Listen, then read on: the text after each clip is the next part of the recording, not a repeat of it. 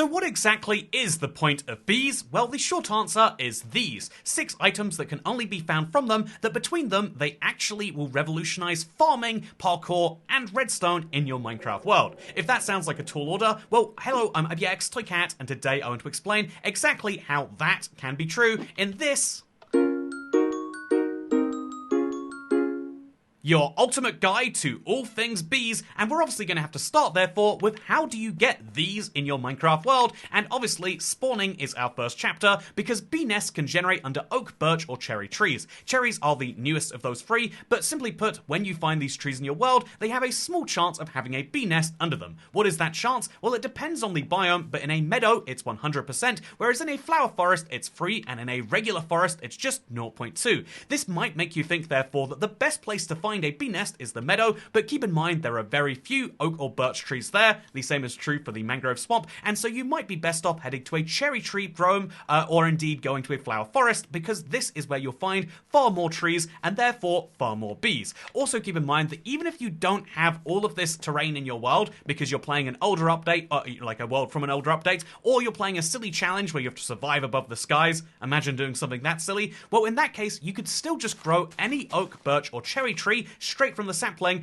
and as long as you have some flowers nearby it, there is a 5% chance of having a bee nest. So this is very useful for challenges where you can get saplings for these trees from a wandering trader without ever having to visit any of these biomes. Speaking of having to visit biomes, you will have to go places to get flowers if you want to turn bees into more, because ultimately breeding bees is, they're not like horses, they're not a fussy mob that want only the finest of foods. Bees are one of the easiest mobs to breed because you give them literally any flower. I gave this guy an allium, and I'll give this guy a poppy, and that is all it will take for these two to go into love mode. And then they'll produce a very cute tiny bee over here, which is just adorable. Honestly, there's a funny thing about bees, which is perspective. When the tiny bee gets close enough to you, it kind of looks like a full-size bee, right? But what's interesting about it is that, like every other baby mob, if you feed them their breeding food enough times, they will eventually grow into a full-sized adult, which is a very, very useful fact to know, because then you can immediately breed them, and with their parents to get even more, which is, messed up, but welcome to Minecraft, I guess. Speaking of welcome to Minecraft, if you want homes for your bees, now that you've got so many more, what should you do about that? Well, the simple answer is find more bee nests, but you can also make the man-made version of a beehive. 6 wood planks and 3 honeycomb will make you one of these, which will be treated just like a bee nest, except again, it's very artificial if you want to do it that way. Also, they can't go in if they're tied to a post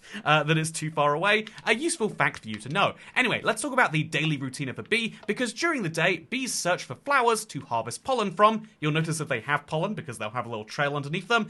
This is basically their favorite activity, and what's fun about bees is that if we go to the nighttime, they will always go back to their nest or beehive. The reason for this is they have very good sleep hive gene. Every single night they sleep at the same time, and there's not a lot of jokes you can make about bees besides saying that they're unbelievable. And you know what really is unbelievable? The fact that if you have bees with pollen, as you can see we have some here, it's great for increasing the speed of your crop growth. This is taken from the real world, where bees like to pollinate different flowers together, and basically if a bee has visited a flower, they will visit your crops, allowing them to grow much faster. This is a very underutilized value of the bees, but if you want your farms to function faster, and you can't modify the tick speed in your game, well then this is a great way to boost your crop growth without having to use bone meal. Speaking of not having to use bone meal, let's talk about some exclusive bee features, not just things that work a bit better because of bees, but things you can only do with them. Because, as cute as they are and as fun as that, look, we just got pollen right there that second, by the way. You can see from the backs their texture change as soon as they get some. But what's interesting about bees is that if they get pollen and bring it back to their nest, they'll bring that, they'll make their nest into one which has honey, as you can see from this little yellow texture right here. So here's a fun thing. If you have a bottle and you take it into that nest, you can get a bottle of honey. The honey bottle, if you will. And so I recommend only ever doing this with a campfire underneath it. Otherwise, they will have some issues. But yeah, what's fun about this is that if you are ever poisoned, this will function as not just a food, but also an anti-poison. This is very fun. It kind of functions like milk, but slightly less useful, except against poison. And what's really fun is bees themselves can also poison you, because if you're stupid enough to punch one, he will poison you. But then, as soon as he's poisoned you, he loses his stinger, and so shortly afterwards, let's just say, it's not good news for the bee either. Again, perfectly taken from real life in the saddest way possible. This guy's not dying just yet, though. You know, he will die soon, though. He will die soon. Speaking of dying soon, I'm not going to make a "we will all die soon someday" merch plug right now, but instead I'm going to mention that honey bottles can also be used for crafting. You can take one honey bottle, and as you can see, we can craft this into sugar, free sugar from one honey bottle, which might be fine by itself, but you might instead prefer to take 4 of these together and make yourself a honey block. Here's that shown with a crafter, just for fun. This is a honey block, and you can use it for all sorts of fun things. So this is honey blocks being used kind of like slime blocks, and therefore allowing a piston to push them all.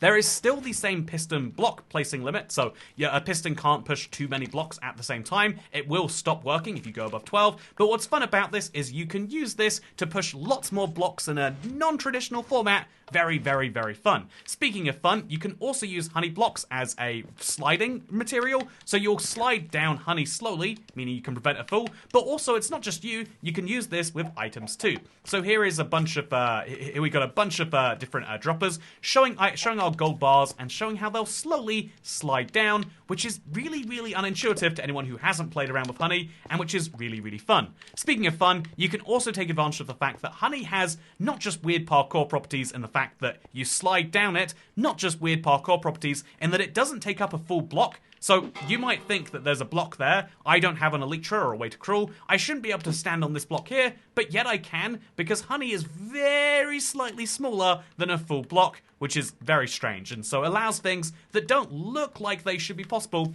but also honey makes it possible for entities to only jump 0.5 of a block, which means if you want to trap people, you just put honey below them. Obviously, the easy actual way out of this is you break the honey block, but if you want to, if you have a world where people can't break blocks, this is how you ruin their jumping for them and force them to use ladders. So parkour, parkour, and parkour. What more do you need? I guess also redstone, by the way. But what more you might need is the fact that it's not just honey that comes out of bees, it's also honeycomb. So this is the same procedure, but instead of using a glass bottle on your hopefully campfired beehive, but also this is what you do when you use shears on them instead. You'll get more honeycomb than you usually get honey. However, the biggest use for honeycomb is to make a honeycomb block.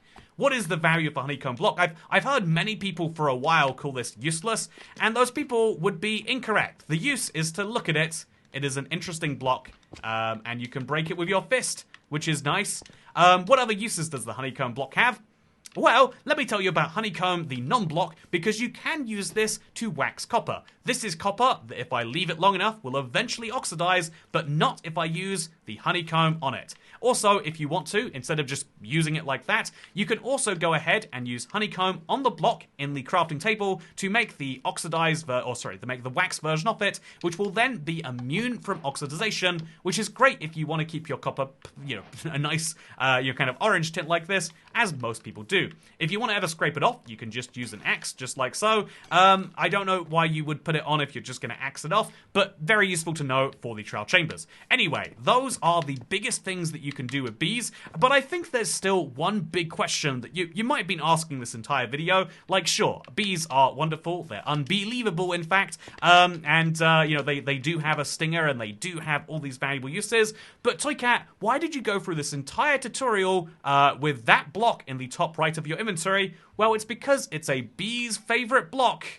Yep, that's as good as we've got today. I hope you enjoyed today's ultimate guide. If you have, do consider checking out the playlist where you can learn about all sorts of other fundamental Minecraft mechanics, because the bees ultimately represent a very important part of the game to know about, to use, and ultimately for any survival, whether it's a normal world or whether it's a challenge world, having bees is going to help you unlock all sorts of odd things that you might want to have access to, whether it's for redstone machines that will allow you to scoop up lava from the ground, or whether it's for literally doing any of these other things that you see around. I hope that this video was useful to you, because it's over now. Goodbye.